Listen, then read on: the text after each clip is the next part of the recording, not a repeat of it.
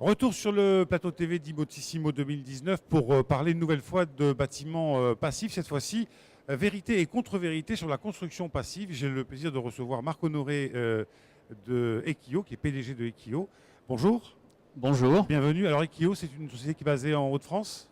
Oui, qui a été créée il y a 3 ans, qui est une start-up labellisée French Tech, très innovante, à fort potentiel, et qui donc est spécialisée dans la construction passive. Alors, pour essayer de fixer un petit peu les idées, nous allons voir quelques slides rapidement pour décrire ce qu'est un logement passif. Un logement passif, ça se chauffe essentiellement tout seul en combinant plusieurs paramètres. Voilà, en utilisant les sources passives d'énergie, d'où le nom bâtiment passif, et principalement le rayonnement solaire qui traverse les menuiseries, mais également les apports internes naturels que sont les occupants, l'électroménager, etc. Voilà, tout ce qui... Avec une enveloppe thermique de très grande qualité, on le voit. Voilà, enveloppe thermique, triple vitrage, isolation thermique par l'extérieur, suppression de tous les ponts thermiques. Ça nécessite une conception très soignée et une réalisation également très soignée. Avec aussi, et c'est important, un renouvellement de l'air, parce que c'est ça qui fait finalement tout le charme, j'allais dire, toute l'efficacité de la construction passive. Oui, à la fois bien sûr la performance économique, très faible consommation d'énergie pour se chauffer, moins de 2 € par mètre carré par an pour se chauffer, mais aussi, et c'est surtout ça l'argument du passif, c'est une vraie rupture dans le confort du bâtiment lui-même, confort thermique, qualité d'air intérieur, très grande qualité d'air intérieur, moins de poussière, toutes les microparticules sont filtrées, et renouvellement d'air, d'oxygène, etc. Bon, donc voilà, et puis également un confort acoustique chez Equio qui est excellent puisqu'on construit de manière massive, hein, et donc on a une très grande qualité acoustique. De l'air pur dans un habitat sain, oui. C'est ce qu'on va voir juste après, avec une excellente qualité d'air intérieur, et puis un bâtiment qui est durable.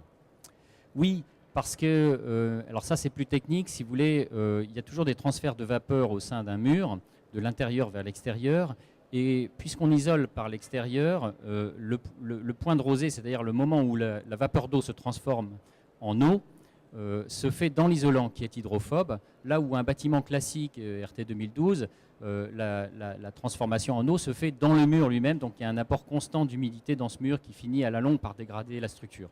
Nous, on est donc dans un bâtiment qui reste toujours parfaitement sain dans la durée. Et un bâtiment qui est très lumineux, on va le voir, grâce à l'architecture bioclimatique justement, hein, qui s'appuie sur aller récupérer de la lumière et de la chaleur là où elle se trouve, donc plutôt orientée au sud, avec des taux d'ensoleillement selon les régions aussi qui peuvent varier. Voilà, comme je le disais, la source principale d'énergie, c'est la source passive qui est le rayonnement solaire qui traverse les... Et donc pour ça, il faut des ouvertures importantes. Donc c'est toujours des bâtiments effectivement qui sont très lumineux, très ouverts sur les façades sud, sud-est, sud-ouest, pour capter cette énergie. Alors moi, je vais me faire l'avocat du diable, et puis je vais vous développer et vous dérouler quelques idées reçues. Allez-y, je vous écoute. Que d'autres ont. Alors on dit qu'un bâtiment passif, c'est cher à construire et c'est cher à entretenir. Alors, c'est faux. C'est faux. D'abord parce que le bâtiment lui-même amène une économie importante qui doit être amortie dans le temps. Mais Equio s'est créé avec l'idée et la volonté, il y a 3 ans, de mettre le bâtiment passif au cœur du marché. Et on a travaillé sur une approche qualité totale qui nous permet également de baisser les coûts de manière très significative. Et aujourd'hui, j'affirme sans détour que Equio conçoit et produit des bâtiments passifs au prix de bâtiments classiques RT 2012. On dit aussi que le confort est assez rustique dans les bâtiments passifs. Alors là aussi c'est faux, puisque le confort thermique est bien meilleur que dans un bâtiment classique, parce que dans un bâtiment classique, vous avez une grande hétérogénéité de répartition de la température. Il y a des endroits où il fait chaud, des endroits où il fait plus froid. Dans un bâtiment passif, c'est parfaitement homogène, et du coup ça donne un ressenti d'un grand confort. Et on peut se balader en slip ? Oui, sans problème. D'accord. On dit aussi que le bâtiment passif, c'est forcément un bâtiment qui est construit en bois.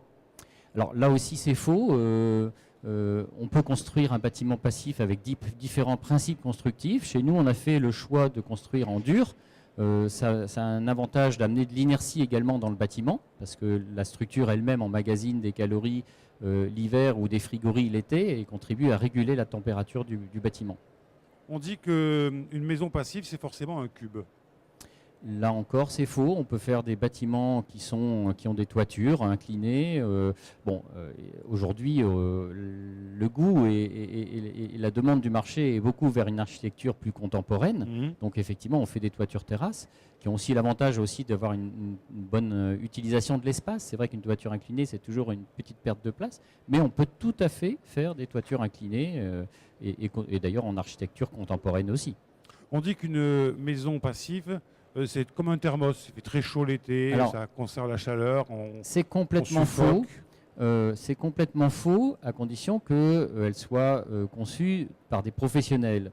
Cette idée fausse qui a été véhiculée par les gens qui ne savent pas faire du passif pour peut-être contrer le développement de cette nouvelle qualité de bâtiment, s'appuyer sur des premières expériences de gens qui ont installé des doubles flux d'une manière non professionnelle. On peut préciser ce qu'est le double flux? Alors, une VMC double flux, si vous voulez, dans un bâtiment classique, RT 2012, on met une simple flux, c'est-à-dire qu'on aspire l'air dans les pièces humides ou les pièces à odeur, et on prend cet air qui est d'ailleurs chauffé pour le rejeter tel quel à l'extérieur, une grosse déperdition d'énergie. Dans un bâtiment passif, on met une double flux de qualité, donc on continue d'aspirer l'air humide et odeur dans les cuisines, salles de bain, WC vers l'extérieur, mais également on puise de l'air à l'extérieur pour souffler dans les pièces de vie que sont le séjour et les chambres, et les deux airs se croisent dans un échangeur thermique à très haut rendement, et on utilise l'air qui sort pour chauffer l'air qui entre. On récupère les calories avant que l'air sorte.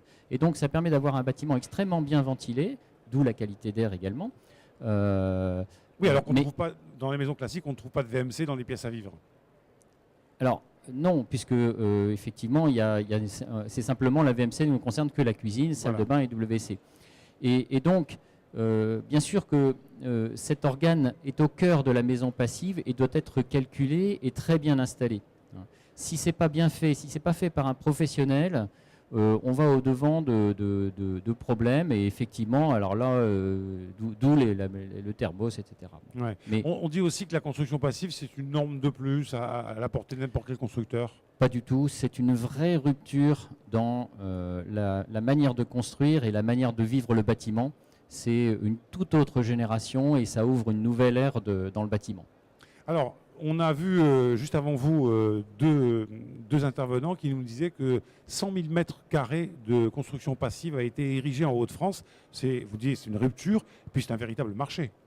Oui, ça reste encore modeste, bien sûr, à l'échelle de la taille du marché. Mais ce qui est important, c'est que tout ce qui est fait est de qualité. Et donc, on construit sur du solide. Nos clients sont emballés par la qualité de ce qu'on fait. Et on se développe régulièrement. Bon, ça nécessite une vraie réforme, c'est une vraie rupture aussi dans la manière de concevoir les bâtiments, parce que dès le départ, dès les premiers instants de la conception, il faut penser passif. Donc ça veut dire qu'il doit y avoir une collaboration forte entre l'architecte qui porte le design et l'ingénierie qui porte la conception technique, mais également dans la réalisation. Et c'est la raison pour laquelle Ekio est très intégré à la fois en ingénierie, mais également produit lui-même, nous produisons nous-mêmes nos bâtiments avec nos propres compagnons pour garantir la qualité et également maîtriser les coûts. Alors vous avez un stand ici sur le salon Immotissimo depuis hier après-midi. Que vous disent les visiteurs? Curiosité, des projets? Oui, moi je constate que l'envie d'un bâtiment passif avec ce confort qu'on vient d'expliquer, il existe vraiment et que bien souvent les clients s'auto-censurent en disant non mais le passif ça va être trop cher, etc. Bon, je leur dis venez nous voir, vous allez être surpris, on sort des bâtiments à des prix et des logements qui sont tout à fait dans le marché. On rappelle quand même pour mémoire qu'en termes de consommation électrique, c'est moins de 2 euros par mètre carré et par an, puisqu'on est à combien de kilowattheures par mètre carré? Moins de 15 kWh par mètre carré. C'est ça. Donc il y a une économie déjà substantielle qui se fait sur la consommation d'énergie. Oui. Marc Honoré, merci beaucoup. Honoré de vous avoir reçu sur ce plateau. Merci, c'est moi qui vous remercie de m'avoir invité. Bonne suite de salon. Et puis nous, on se retrouvera un peu plus tard sur ce plateau pour d'autres émissions, et notamment cet après-midi, qui est consacré entièrement au Portugal, à l'investissement au Portugal. C'est Marie Letty qui sera à cette même place. Merci.